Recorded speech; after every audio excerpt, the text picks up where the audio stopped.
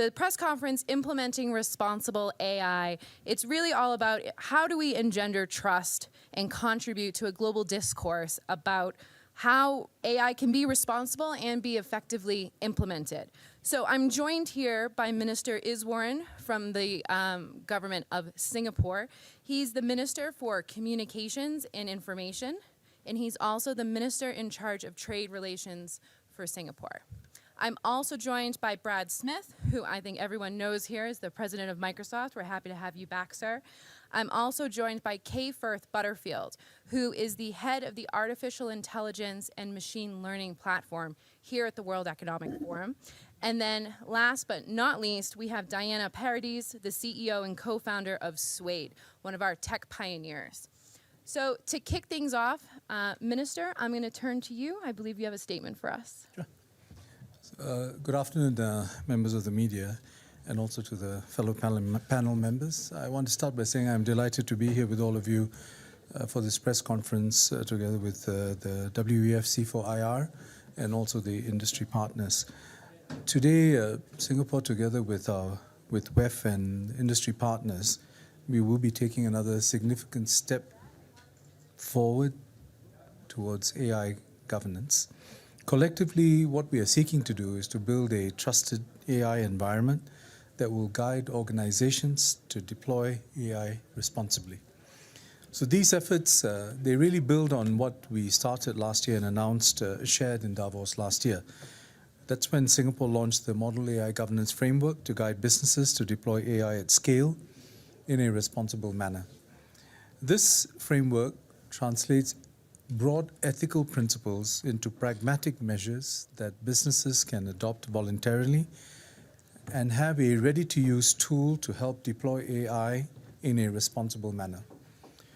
A year on, the framework has gathered further traction and support. We have been working with WEF C4IR to promote the use of the model framework, including engaging companies locally and internationally on the World Economic Forum platforms. Also, international and local companies across diverse sectors have adopted or aligned their practices to it. This year in Davos, I'm pleased to share with you that we are taking yet another step forward in AI governance. Together with our partners, we are releasing 3 AI governance initiatives to further guide organizations in deploying AI responsibly. These are: the first is an implementation and self-assessment guide for organizations, or ISEGO. The second is second edition of the model framework that I talked about. And the third is a compendium of use cases. And let me elaborate on each a little bit. As part of Singapore's collaboration with WEF C4IR to drive AI and data innovation, we have co-developed an implementation and self-assessment guide for organizations. This guide will help organizations assess the alignment of their AI governance practices with the model framework. It also provides an extensive list of useful industry examples and practices to help organizations implement the model framework. The guide was developed in close consultation with industry, with contributions from over 60 organizations from across the globe. These include Microsoft and Suade Labs, who are here with us today on the panel, as well as other established industry partners, such as Data Robot, DBS Bank, KPMG, Google, MasterCard, Salesforce, and Visa. This guide will pave the way for future peer assessment. Professionals who are proficient in AI governance could use the guide to help organizations in implementing the model framework or assess the organization's implementation. Secondly, we are continuing to enhance the model framework to keep pace with rapid developments in AI. The second edition is enhanced with real-world practical examples of how organizations have implemented the model framework. It also includes additional considerations for responsible AI deployment, such as robustness and reproducibility. It is the result of extensive consultation with industry and governments internationally. Today, 15 organizations globally have taken up or aligned themselves to the model framework. And in fact, together with these organizations, we are also releasing a compendium of use cases to complement the second edition of the model framework and the self-assessment guide. These use cases demonstrate how various organizations across different sectors, both big and small, and local and international, have implemented or aligned their policies with the model framework. And this adoption demonstrates the relevance and practicality of the model framework for organizations who are deploying AI. We believe that these 3 AI governance initiatives collectively will be of interest and value to companies who seek to deploy AI. These 3 interlinked publications are, from Singapore's perspective, our own contribution as part of a continuing effort to participate in and contribute to the global AI discourse and developments on AI ethics and governance. And we are looking forward to engaging more like-minded partners as we work collectively to strengthen the model for AI-related policies and standards.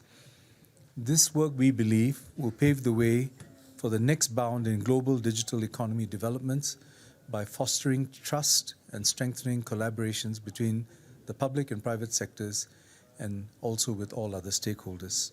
Thank you again for joining us today. Thank you, Mr. Minister. I think that is a wonderful summary of where we are right now. But I'm going to turn to Kay Firth-Butterfield. Kay, I think we can all appreciate, 15 organizations aligning to this model framework, providing use cases. That is no small task. But can you maybe tell us how did this start? Where did this come from? What's some of the background, and what was some of your, what was your role as, leading this at the center in San Francisco? Certainly. So as head of artificial intelligence for the World Economic Forum, my role is actually around governance of AI. And so, as you will be well aware of, there is a lot of discussion about the need for governance in the media and in companies and amongst governments. And so what we do at the Centre for the Fourth Industrial Revolution is we look at what are useful projects that we can create to fill those governance gaps. So at the moment, I lead 10 projects, of which this was one, and we look forward to working with the government of Singapore in the next phase of this particular project.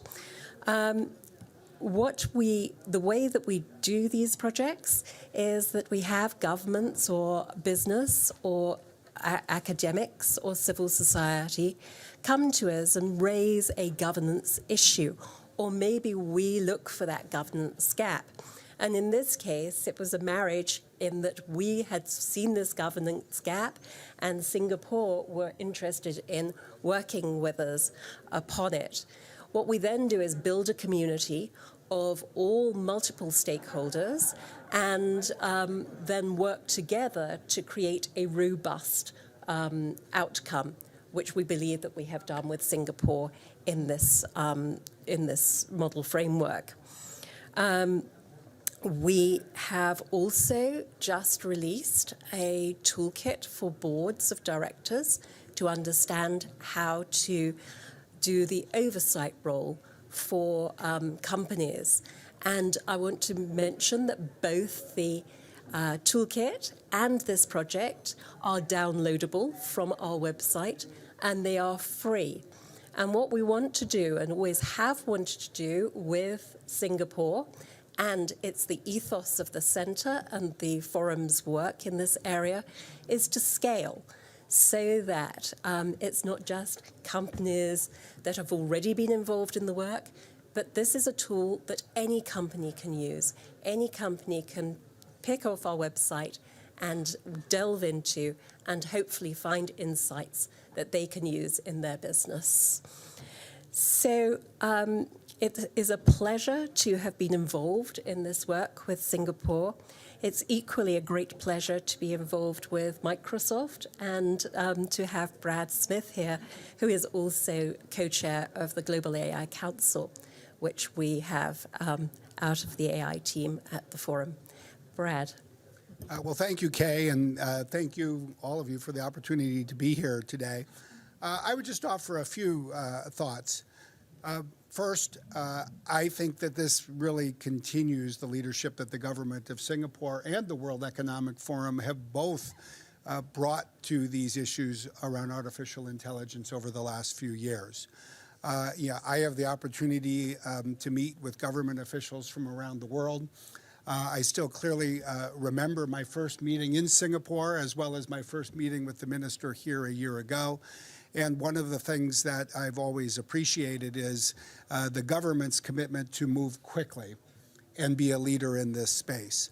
And the partnership between the government of Singapore and the World Economic Forum, I think, has been very important for this work to progress. Second, I think that there is something very distinctive and valuable in the approach that the government of Singapore has taken. In some places around the world, people start to look at these issues. They begin to appreciate their complexity, and they feel that they're going to have to study these issues for many years before they start to offer even an initial framework of how they should be addressed. And the fact that the Singapore government last year took one step and this year took another step, I think is very much a reflection of the kinds of progress we need. There is no single answer for all time with technology that is this young. But we should not wait for the technology to mature before we start to put principles and ethics and even rules in place to govern AI. And so I think that the approach taken by the government of Singapore and the World Economic Forum really offers together a guidepost, if you will, for the need for speed and how it can be attained. Third, I think it's also interesting, if you're thinking about this, to consider how the various pieces that the government of Singapore has put together really fit together. Because in a lot of areas, one develops rules or principles or provides a framework and then stops. But having these use cases, for example, are in fact really important when it comes to artificial intelligence. And if you're not familiar with the field, you might ask, well, why? It's not something that we tend to see in every other field. And the reason is because artificial intelligence actually behaves differently depending on how it is used, who the user is, who the individuals are who are being served. And all of that really requires a development of different use cases so that different organizations, whether they be businesses or NGOs or parts of a government, can really not just think about how to use AI, but in fact start to use AI in a responsible and ethical way. So for all of those reasons, I think I would conclude by saying that what we're seeing here today is actually of real importance. I think it's of real importance to the Singaporean economy. I think it is the kind of step that is putting Singaporean companies in a position to move faster to implement AI and be at the forefront of technology, not just in Singapore, not just in Asia, but in the world. I think it's the kind of step that is helping to make Singapore a leader not just for technology, but for trust.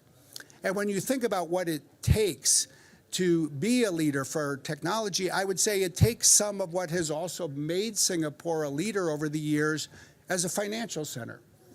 It is a place that people trust.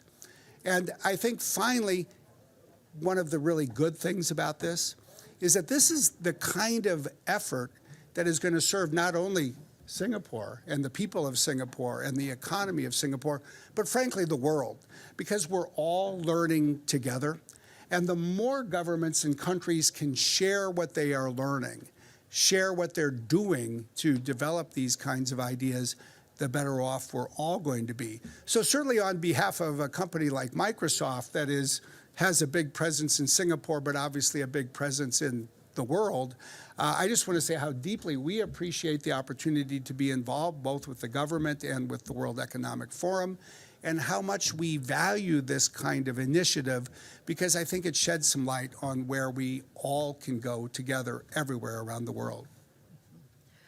Thank you very much. I think that thing, like having the initiative to bring together large corporations like Microsoft with the government of Singapore and also with one of our tech pioneers is really one of the strengths of the World Economic Forum and its Center for the Fourth Industrial Revolution. This co-designing process really creates a lot of value add, and we kind of hope that these case studies will help fast track and accelerate and scale these projects around the world, because the Fourth Industrial Revolution is waiting for no one. So I would love to hear more from Diana. If you could kind of tell us a little bit more about the importance of tech governance and having that right up front in this process, and then maybe some of the challenges and opportunities when your company went to implement this framework or test it out. That's right. Thank you very much. So it's really a pleasure to be here. It's been a wonderful experience to contribute to the framework and to some of the examples as well. So at Suade, what we have been doing for the past few years is really providing regulation in a box for the financial industry. And regulation, with all of its complexities and all the different colors and shades that you can find globally, is a very interesting topic to try to tackle. And it was very clear for us from the beginning that we would have to leverage on the best that technology had to offer in the industry if we wanted to be pioneers and if we wanted to be innovators. So obviously looking at AI, NLP, machine learning, automation tools was basically very high on our agenda as a company. So what we realized very quickly, obviously the governance reality around implementing AI was very important. There is a reality around regulation and the repercussions it can have for a particular customer of ours in the financial industry in terms of fines. What it can also have in terms of implications for consumers is actually quite relevant in terms of the risk that can bring to the industry. So doing this properly and bringing the right amount of governance was really essential for us from the beginning. So right governance in many ways also means taking the right responsibility. And I think there is a reality that it is the job of every innovator to really take a very hard look as to what their innovation is bringing to the market and the impact it has in society. So what we're talking about is really self-assessing yourself and making sure that the technology you're developing is fundamentally having a positive impact on humanity. So the reality with AI, it is pioneering ground. So effectively, this is a new world for everybody. So we're all innovators, we're all pioneers in this conversation. So it is very important that we all start the conversation right from the beginning, and actually the model framework around here and the conversations we're having around the self-assessment guide is also how you will be doing this positively as a society.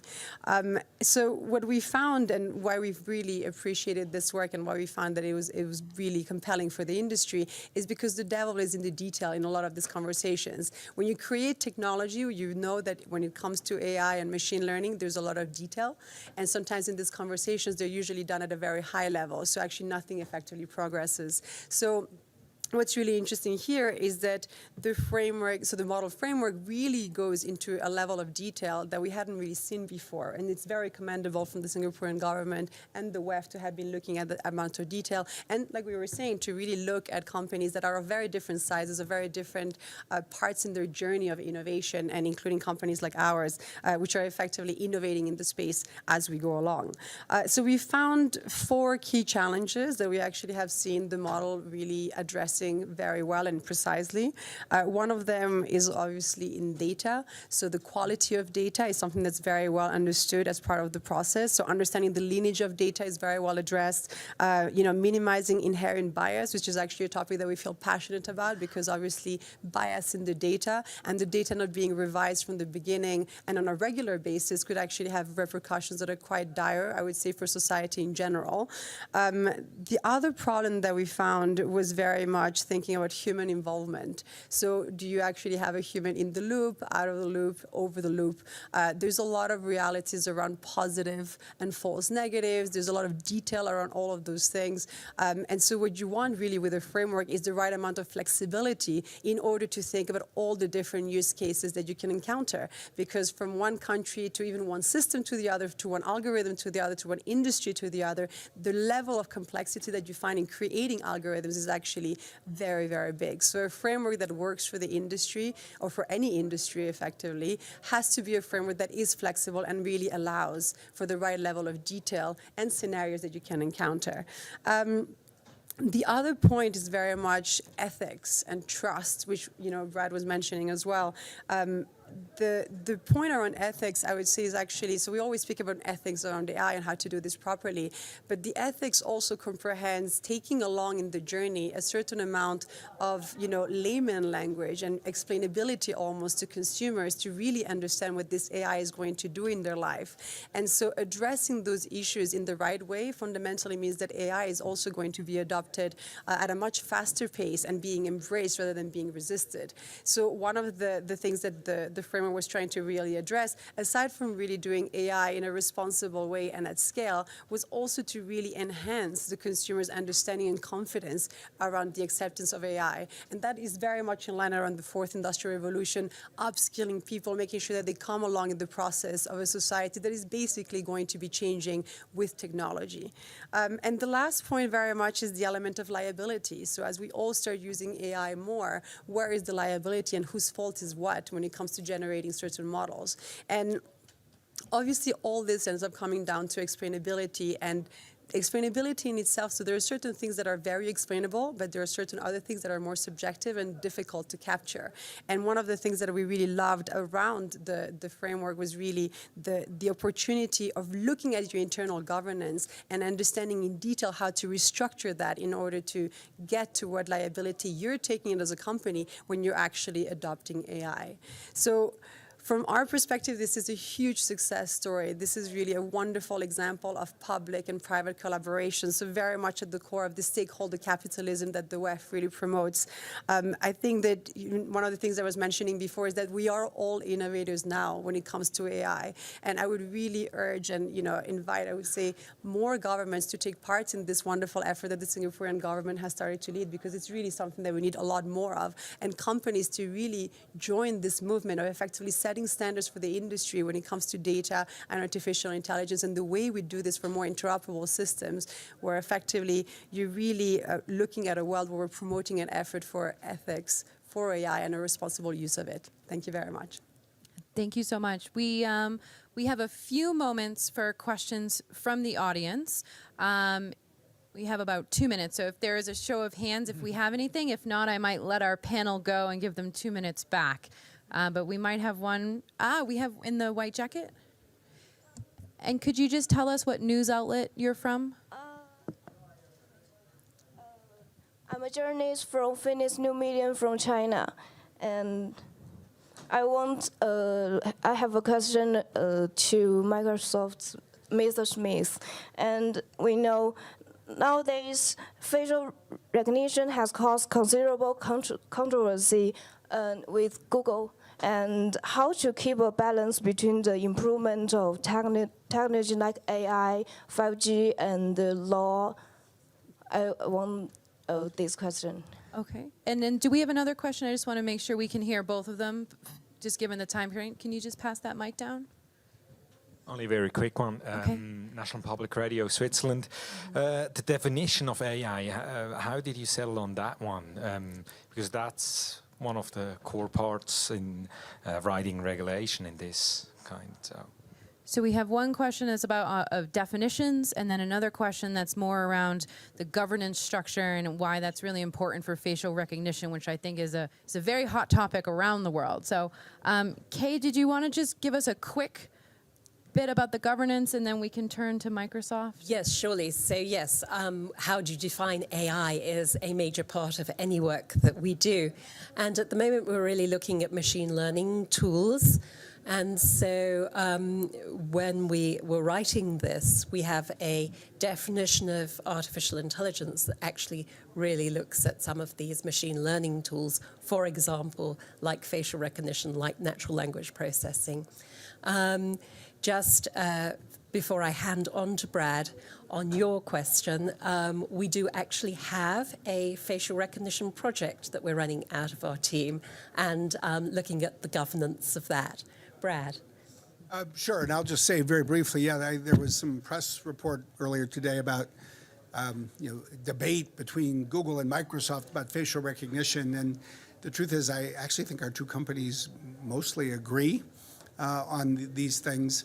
Although we happened to be in Brussels, never in the same room yesterday at the same time, and apparently answered the same question differently, which was enough to lead to media scrutiny or suggestions that we were debating. But I'd really build on what Kay said. From our perspective, facial recognition technology is both very important, and it's the kind of thing that can create both benefits and challenges, and if misused, can create harms. And therefore, it is very important to have governance of it. And it's, in fact, I think, precisely the kind of technology that benefits from the type of framework that we're talking about here. Ultimately, I think it's the type of technology that will require not only voluntary application of frameworks by the companies that are developing it or deploying it, but it will also require rules that are embodied in laws to ensure that it's used well. And I think that this kind of work is, in fact, the kind of guidepost that will help us develop these. Well, thank you very much. We're on a tight schedule today. I'm sure everyone is going to go back into the cold for their next session, but I would like to thank my distinguished panel for your time and for your thoughts.